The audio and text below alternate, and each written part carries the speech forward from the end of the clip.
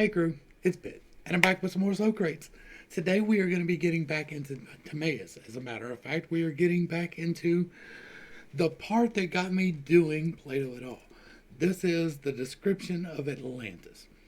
This is the part why we're doing this part first. And so I'm going to have fun with this one, and we are going to be well into the land of speculation and conspiracy. So if you're uncomfortable with that, this is not the study for you anyway. I'm not a scholar.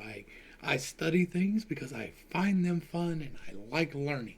And I want to be knowledgeable about things. I like to have correct knowledge. I value that more than just about anything. And so, in the course of making my own game, which is based loosely off of Atlantis as I understood it, and taking into account the Anunnaki and the all the legends from all across the world, I'm smashing them all into one pre-Diluvian video game. It's going to be fun. I'm having fun building it and I'm having fun researching it. And I was like, you know what? I've heard other people describe Atlantis for me. Let me go see how it was described itself. And so, taking Randall Carlson's advice, I came into here and I read Plato. And I started reading this and I was like, this is nothing at all like what I interpreted from what other people have read of it. So I'm going to read it and tell you what I see in here. And it is fun. So let's dig in.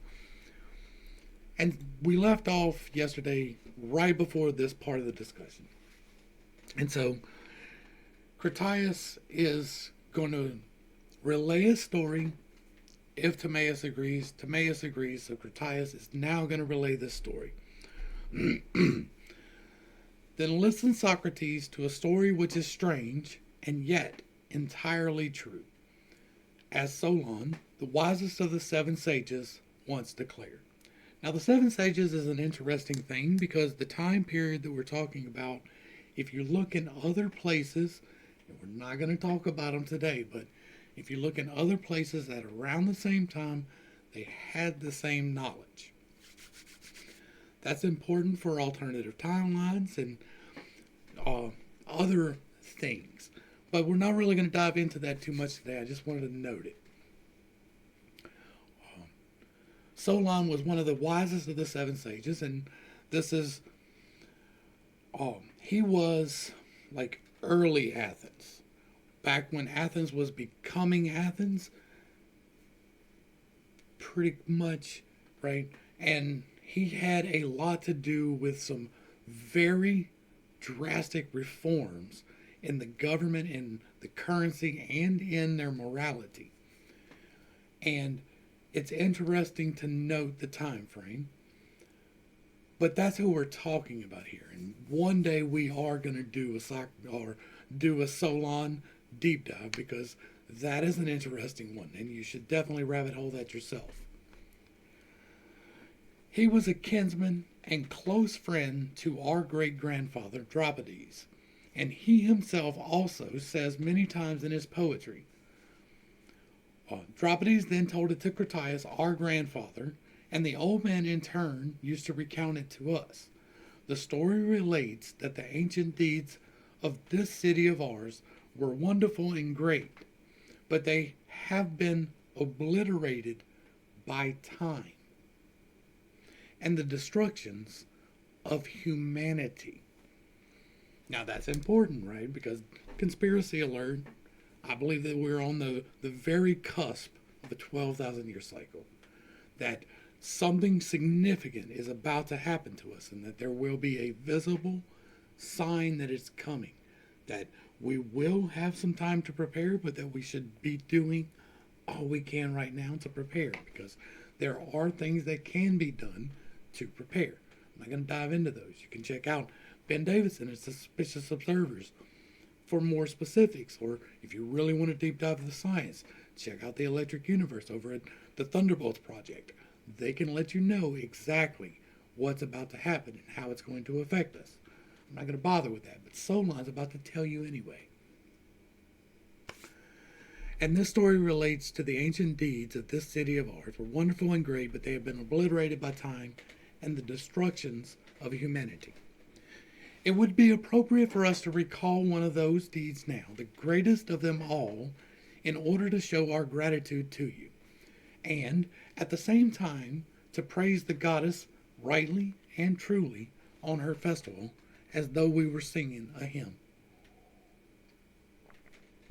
Socrates. That's all very well, but what was this historic deed of this city of ours? A deed no longer mentioned, which Critias recounted on the authority of Solon as actual fact. Back to Critias. I'll tell you an ancient tale which I heard from a man no longer young. Indeed, Critias was then, as he said, already close to 90 years old, while I was, at the most, 10. It happened to be the children's day of the festival of Apateria, and the traditional event of the festival was also held as usual for the children, at which our fathers arranged a recitation contest for us. Many poems by many poets were recited, but since Solon's poems were new at the time, many of the boys chanted them. One of the clansmen said, either because he believed it, or even to pay a compliment to Critias, that he thought that Solon was the wisest of men in every respect, but also, in view of his poetry, the noblest of all poets.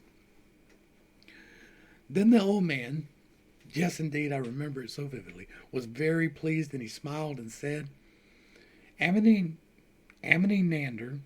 if Solon had not treated poetry as a distraction, but had worked at it, as others do, and completed the story which he brought here from Egypt, and had not been forced to neglect it due to the conflicts and other problems he found here when he returned, then in my opinion neither Hesiod nor Homer, nor any other poet would ever have been more famous than he. What was the story, Critias? He asked. Yes, it concerns the greatest deed the city has ever performed, he replied. It deserves to be her most famous achievement, but through lapse of time and the destruction of those who were involved, the story has not survived here. Tell it from the beginning, he said. What story did Solon tell, and how did he hear it, and who told him it was true? In the Egyptian delta, where the stream of the Nile divides at its estuary, there is a region called the Saitic, and the largest city of this region is Sais. King Amasis came from there. The god who founded the city was called Neith in Egyptian, and those people say this is Athena in Greek. They are great lovers of Athens, and they claim to be related to us in some way. Let's pop over to the geography real quick. Where are we talking about? Well, imagine that. This area that they are describing right here, where the Nile forks into the delta. Let's do this. We will go Giza, so we go directly to it. Well, holy crap. This is the Giza Plateau. Here's the plains. And the pyramids are right up in here somewhere. I'm not as handy as some might be with this Google Earth thing, but the people we are talking about, the people that Solon is describing right now, is right here, current day Cairo. Current day pyramid. There's the Pyramid Garden, so it can't be far from there. This is the area that we're talking about that the story is coming from. Right? This is also, as we should note, and as I touch on in my Bible study, the area where the Hebrews occupied and fled from. And when they left, in my estimation, they left there with some knowledge that was different than what we have been taught. And if you want more on that, you should go check out my Bible study. But it is a different type of Bible study than you are accustomed to. Tread lightly. This is Athens up here. We'll go ahead and show that. This is the area of Athens. Now, you can see that Athens is just stuck out into the sea. There's water surrounding it all around. There's scattered islands all through here. I have been to Santorini which is up in here somewhere. This might even be it here. Uh, but yeah, this is where we're talking about where they are now. The story came from over here. All right, back to the text. They are great lovers of Athens. In fact, Solon said that when he traveled there, they held him in great respect. And what's more, on one occasion when he put a question about ancient times to the priests with the most experience in such matters, he discovered that, in a sense, neither he nor any other Greek whatsoever knows the slightest thing about them. Once, Solon wanted to draw them into a discussion about antiquity, so he began to relate the most ancient stories from Athens about Phrynius, who is said to be the first man, and about Niobe, and he went on to tell the story of the flood and how Deucalion and Pyrrhus survived it, and the family histories of these people. And he tried to estimate the time periods by recalling the exact number of years since the events he had described. Now, this is the same flood. This is the biblical flood. This is the flood from North America. This is the exact same flood. Everybody had the same flood. And so different people survived the flood according to the different regions. Different people were guided by different entities depending upon the region. And so this story is their story, and there is a story from Noah, and there is a story that kind of predates Noah with the same players, and there's various stories from all over the world, but they're all referring to the same flood. People dismiss that because they want to dismiss the religious aspects of that. And I don't. Even though what I do in my Bible study is kind of sacrilegious in some ways to certain beliefs.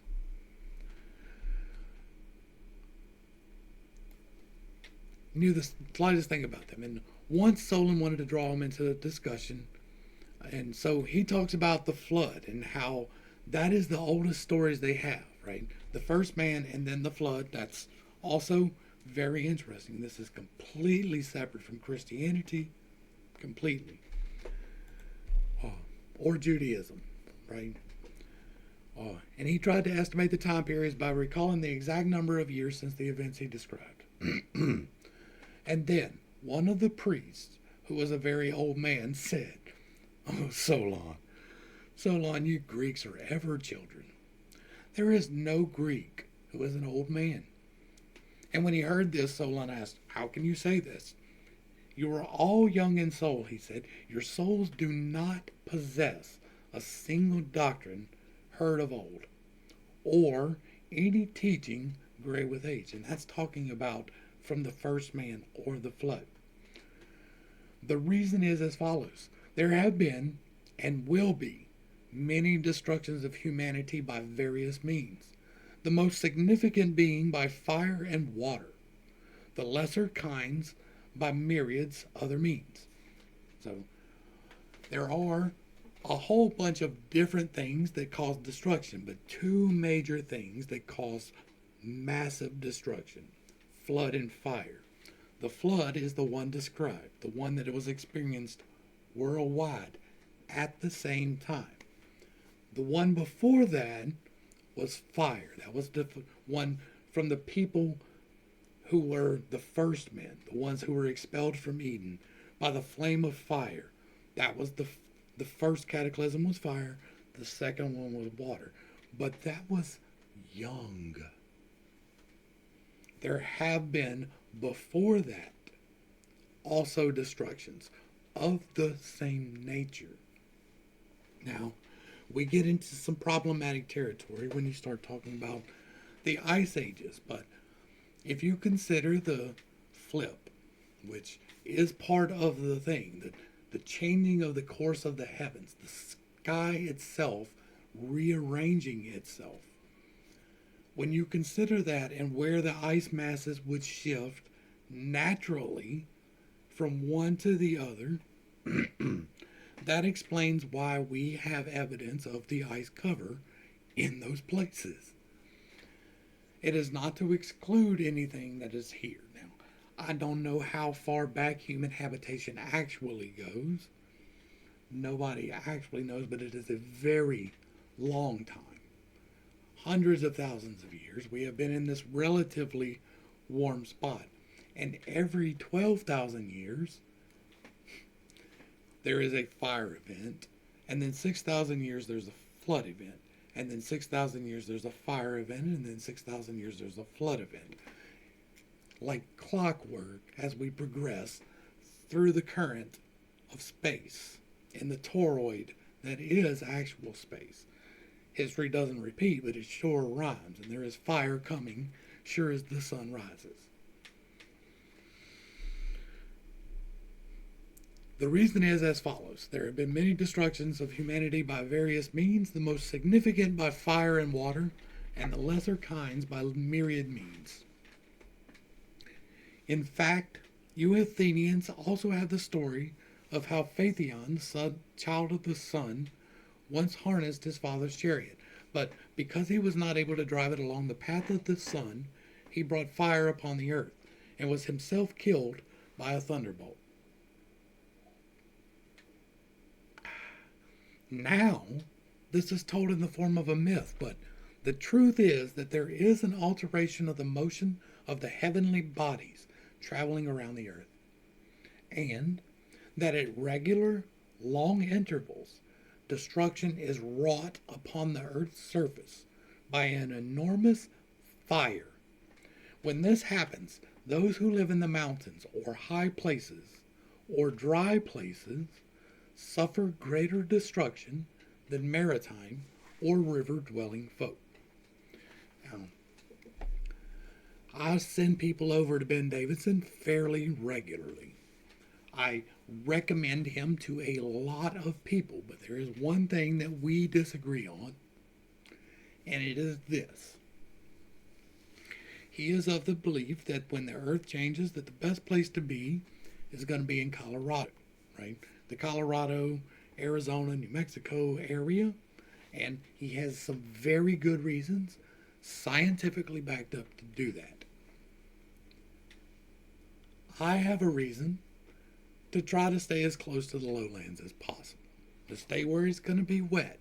Now, one of the reasons that he has, and again, this is conspiracy because it is not anything that we can scientifically prove. They are doing great science, and they have proven a great deal of it, but it is not accepted science, so it is conspiracy. But his thought is that when the earth shifts, there will be tidal waves, right? And that's the great flood that he is looking for. And while that is to a great degree going to be problematic, right? Because if you turn the ball and the water moves, but there is a such thing as friction and gravity and centripetal force, and all of those things will act to maybe not quickly rectify the situation, but probably not make it as dramatic in all the places that he is looking for.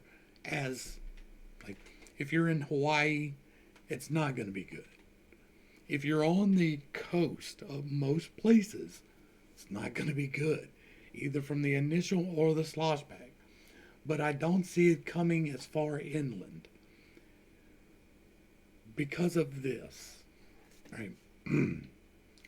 When it happens and the fire event happens at the same time, it's going to do the opposite of what the flood did. Right? Remember, the flood opened up the heavens and pulled up the waters from below. Like the magnetics of the event at the 6,000 year mark pulls up the water to an almost cohesive area, right? It squishes them. It makes it rain, and like it brought water up from the ground. It opened up the fountains of the earth. The opposite pole of that event, because that's what this is. This is a positive negative event. You're either receiving heat or you're discharging grounding, right? Like this is an electric current, right? And so when we get to this event, it has the opposite effect. It's going to drive the waters down. I don't know how long. I can't scientifically prove that at all. That is purely speculation on my part. But I do pull it from somewhere. It's not just out of my yeah, but some of it is out of my yeah. I'm fully open and honest about my speculation. I always try to be honest about that. This is speculation for me. My life and my children's lives are riding on my speculation. Because we could run off to Colorado, right? My sister lives there.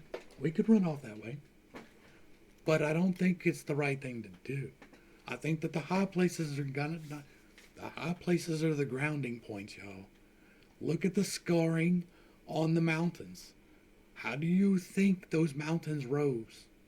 Like, some of it is absolutely the plates shifting and crustal tiding and subduction and all of that. That is all real. But when this magnetic manipulation happens, when this fire event happens, it is like a welding rod getting stuck to the planet and grounding out. You're getting a powerful induction coming in, just like we receive power from the sun every single day. We are getting closer to the source of the sun's power. It is a relay device. The generation is not what we think of it as. What is happening there is magnetic relay. It is receiving heat and relaying that heat to us. Again, speculation on my part, but I think what's going to happen is that magnetic induction, which can move water. We have seen it both in my Bible study. I've shown that in my Bible study, y'all. But in the Bible study and in my science videos that aren't allowed on YouTube, they are on the alternatives, but you have to go over there. But they came from TED Talks where they are doing that with magnetics. They move water with magnetics. And I think that that's what's going to happen. And we don't have control over that. We can see it coming. We can make preparations to try to thrive and survive on the other side of that the best we can. That is what I am striving to do here, right? The goal of this channel is pointed towards a school to help people do life. Well, the point of that school, while helping people do life, is to enable as many people as possible with the ability to restart civilization on the other side. 100%.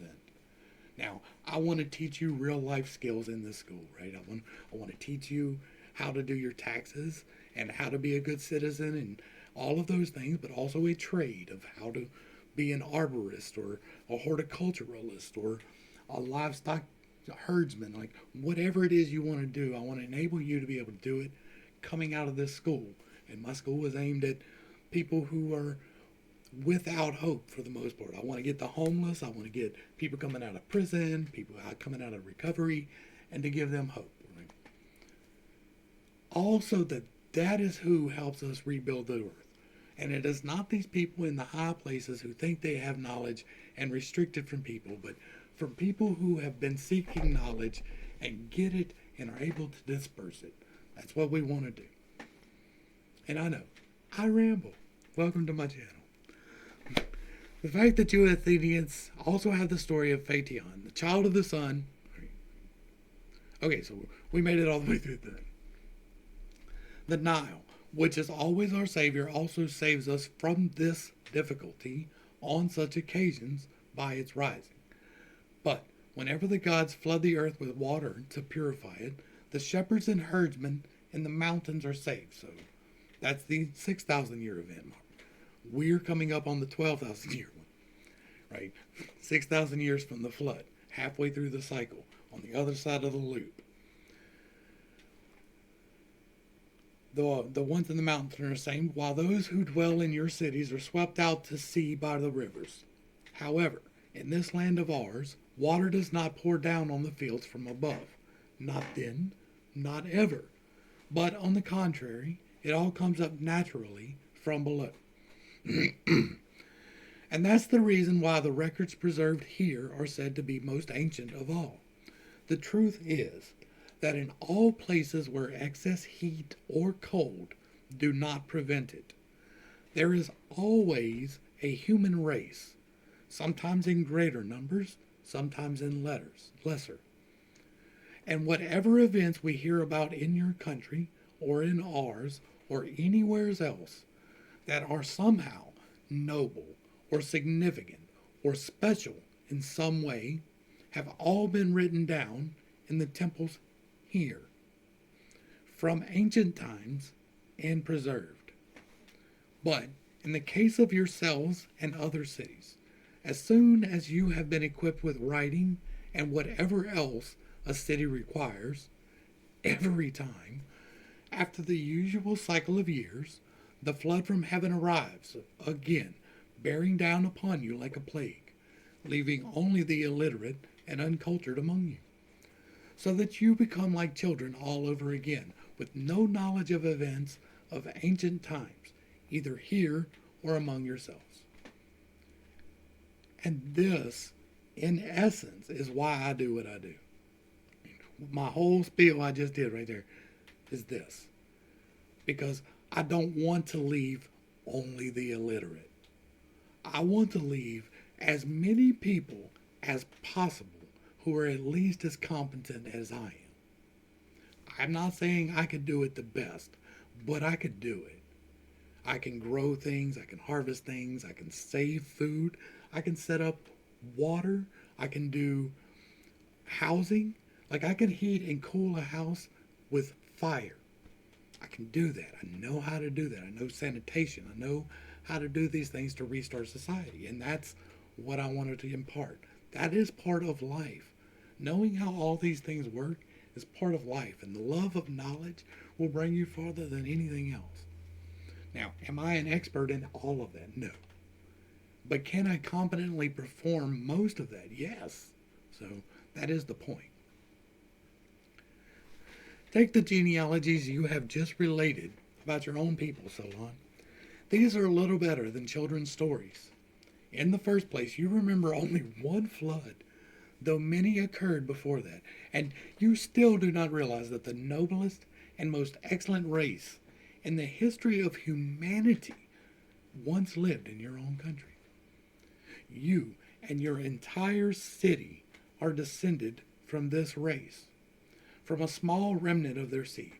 But you were unaware of this because for many generations, those who survived left no written records when they died. But there was once a time, Solon, before the greatest ever destruction by water, when the city that is now Athens was better than any in war, and supremely well governed in every respect. Her deeds were reputed to have been the noblest, and the conduct of her affairs in the city the fairest of any city we have heard of under heaven. When he heard this, Solon said he was amazed. And in all earnestness, he asked the priest to recount everything about the ancient citizens of Athens, precisely and in due order. And the priest replied, "No one will begrudge you this, Solon, so I shall tell you the story for your sake and for the sake of your city, but especially in gratitude to the goddess who has adopted, nurtured, and educated your city and ours." There's an entity for you. Your city was first by 1,000 years when she took your seed from the earth and Hephaestus. This city came later. Now, if you're new to my channel and you don't know about my Bible study, we talked about this. And this is an interesting turn of affairs because it is pointed out that there were cities that were founded and that the one in Egypt was older than the one in Israel, or Canaan as it was at the time. And so it's interesting to note that Athens was even older than that. That does play some interesting history there.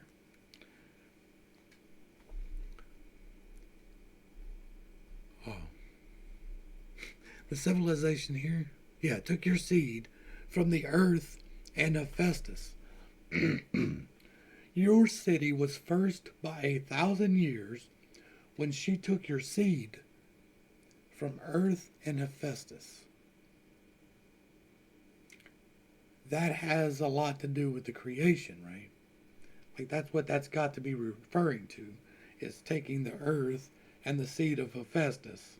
Now, if you are familiar with the Sumerian tales and Enki and Enlil, they did this too. There's a story of them too, taking and changing the stock in a way, and that's what they're talking about here in my belief. The civilization here is recorded in our sacred writings as being 8,000 years old. So I shall be giving you a brief overview of your citizens from 9,000 years ago, their laws, and the most splendid of the deeds they performed. But we shall go over everything in detail and due order some other time at leisure when we have the actual records. So, the time frame that we are looking at that he is describing is roughly 12,000 years ago from us now. It was 9,000 years before Solon, and Solon is roughly 3,000 years before us. Now, compare our laws with yours, for you will find many instances of your ancient laws in operation here today. Firstly, the priestly class is kept apart from the others. Then the class of manufacturers works by itself and does not mix with another. And this applies to the herdsmen, hunters, and farmers. What's more, the warrior class here, I presume you've noticed, is kept apart from all the other classes, as they are enjoined by law to be concerned with nothing except military matters. And even the style of our armor is based on shields and spears, which we were the first people in Asia to adopt, as the goddess instructed us in this, just as she instructed you in your region. Furthermore, I presume you observe the extent to which traditions in Egypt have been concerned from the very outset with practical wisdom and the cosmos, discovering everything right down to prophecy and medicine for health by applying these divine considerations to human concerns. That's interesting. Now, you can argue about effectiveness of healing, but it has been in my experience that energy manipulation is real. You can call it whatever you want. You can call it Reiki. There's several other names that it goes by, but it all comes down to the same thing. You're moving the essential energies of the body through willful manipulation. I believe in that. I have seen evidence of that, not in a way that I can prove to you, but in a way that was proof enough for me. And so I go forward on the assumption that those things are possible. Now, does when you were born have a determination on how your life will go? Possibly. Are you more aggressive because you're a Leo? Probably not.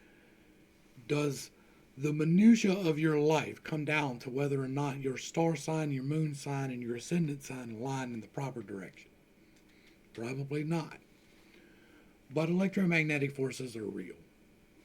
The energies that are read are real. Most people who do the reading are charlatans. Most people who claim to be able to do those things are, in fact, liars.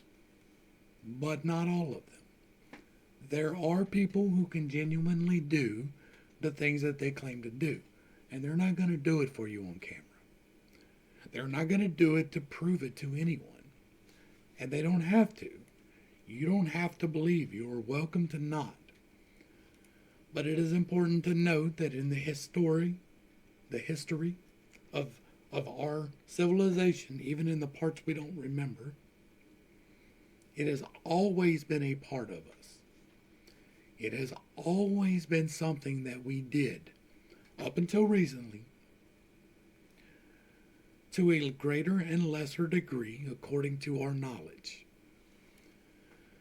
They are saying here that there was more knowledge in this particular area at that particular time. And I'm going to take them at their word on that because I have seen some things.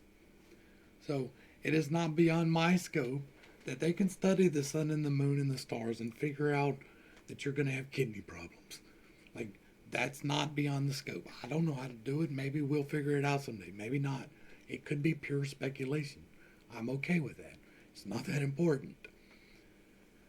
But they believed it. And that they believed that by applying these divine considerations to human concerns and mastering all learning, all other learning which derives from these. If you can master yourself first, then you can come to understanding of things external. Now, mastery of self is a lifelong thing. You will never be the master of yourself, right? Unless you achieve ascendancy in a way that we haven't seen in at least a very long time. And so, but coming to that knowledge, right? Like what I do here with the MBTI stuff and what we do with the reactions and what we do even with the Bible study is applying knowledge to humanity and to ourselves as humans in order to rectify problems that we see within ourselves. Like my MBTI is geared entirely towards do it for yourself. Like I tried to do it for other people, and you can, right? Like I can sit down with you and hold a conversation with you, and we can work through that. But you have to find the lessons there for yourself because they're there. You have to pick apart where you feel like it is.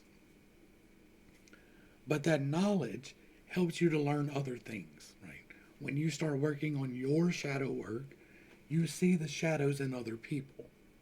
And because you are lighting your own shadow, you can help drive away their shadows.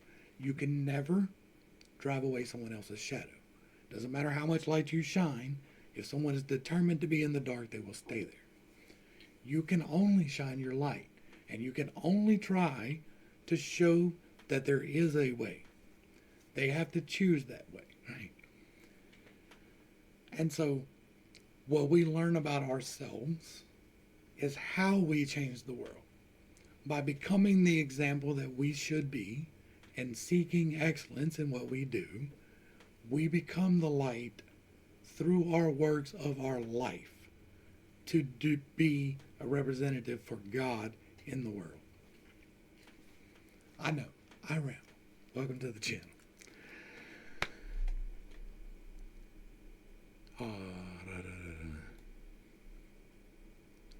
Divine considerations mastering. Now, this is in fact the overall structure and regulation which the goddess devised at the time she first founded your city. Selecting the place in which you were born because she saw that the temperate climate there would produce the wisest men.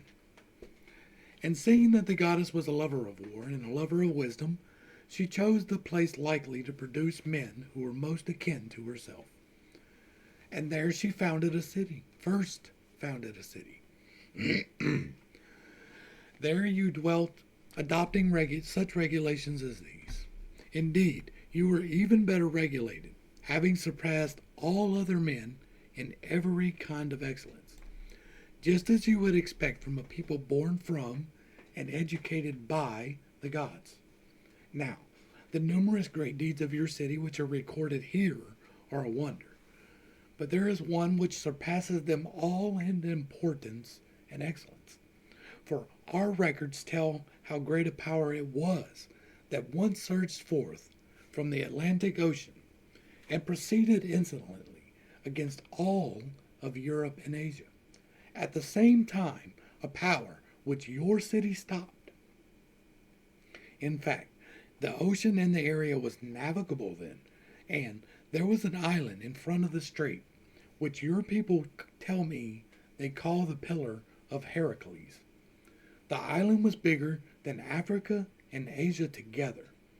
And it was possible in those days for travelers to get there from the other to there, get from there to the other islands, and from the islands to the entire adjacent continent which surrounds the real ocean.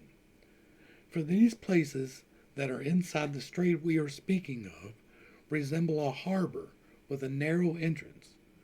But the real ocean is outside is a real ocean, and the land that surrounds it may truly and correctly be determined a continent.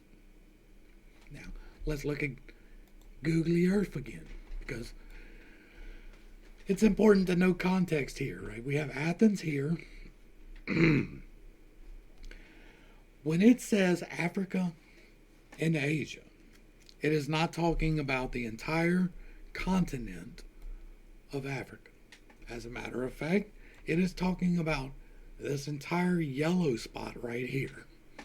Right? The entire desert is Africa here on the left, and on the right is Asia.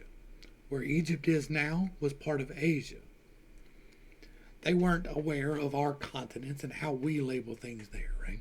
So this was East Asia, and then over here was the Orient. So they're talking about an island, right? And my thought on the island of Atlantis was that it was like maybe the size here. Like maybe it was this large of an island. That is not what is being described here. What is being described here is an island that lays outside. This is the Pillars of Heracles right here. The Straits of Gibraltar is the Pillars of Heracles. So what lies outside in the Atlantic Ocean was an island the size of this yellow that we are seeing here right now. Behold Atlantis. To get a better look at it, we'll turn it this way. In all of this cross-hatching you see here, all of this subduction in the middle of the Atlantic Ocean, was where the land of Atlantis once lay. Part of it extended to here, but most of it was over here. And you could get, by passing through the Pillars of Heracles, you could come into this area that was navigable, but it was low waters like a harbor.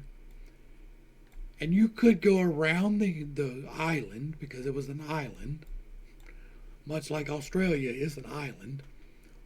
Or you could cross over into the true ocean on the other side, and the continent beyond that. Now, the water levels were lower, so the Gulf of Mexico was probably kind of like a lake, right?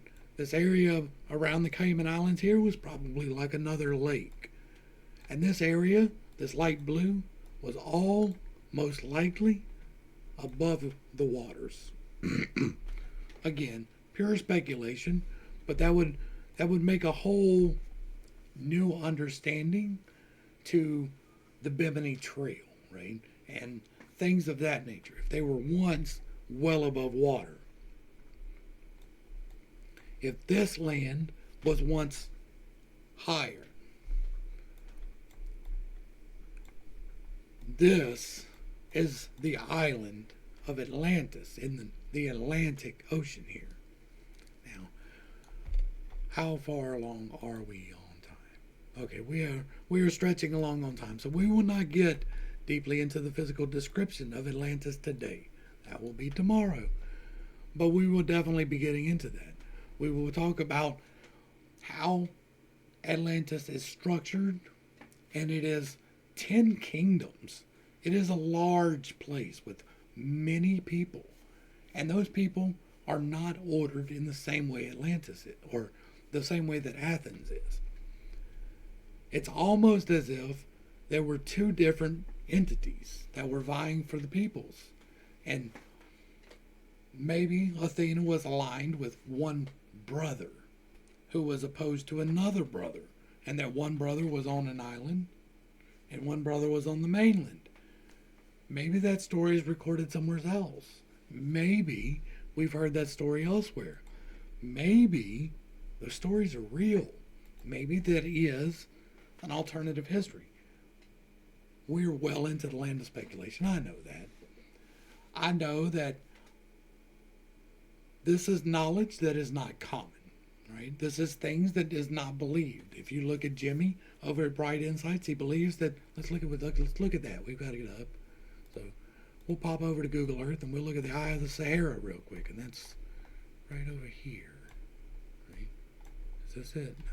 But it's close to that. I do this every time. Oh, I'm not going to be able to pull it up. I'm going to have to pull up the picture for y'all. Oh, here it is. He believes that the reshot structure, that's what it's called. He believes that this is Atlantis. And if so, there's some explaining to do. Because what is called for is huge, right? But it is as big as this entire area, but it is not this area. And while the mountain range on the north does fit, the canals don't. The stadia don't quite match up exactly right, and that can be explained away. Y'all want to know what I think this is?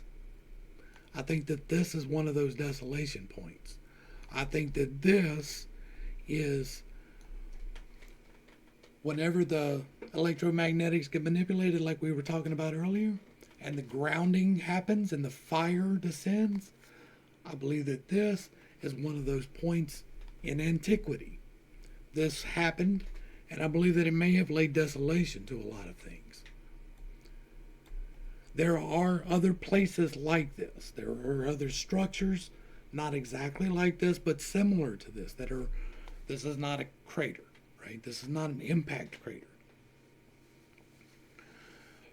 There have been impacts. They have imparted significant energetic sources, but there are other energetic sources to be considered beyond impacts.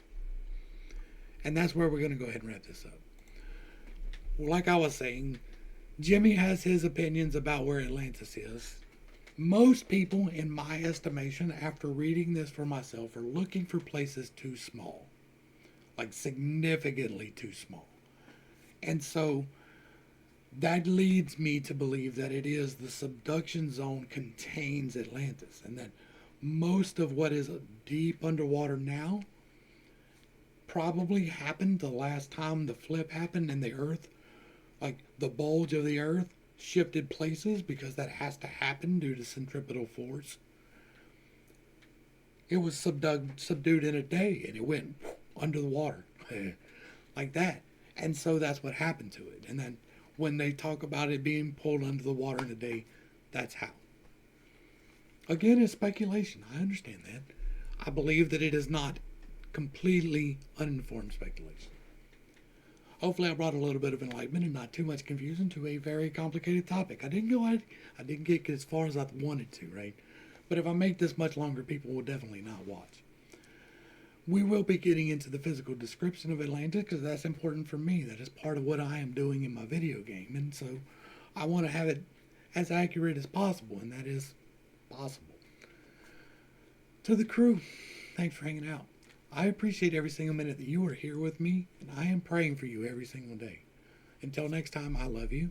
God loves you. You are perfect, whole, and complete just the way that you are. And this has been pt2. Peace.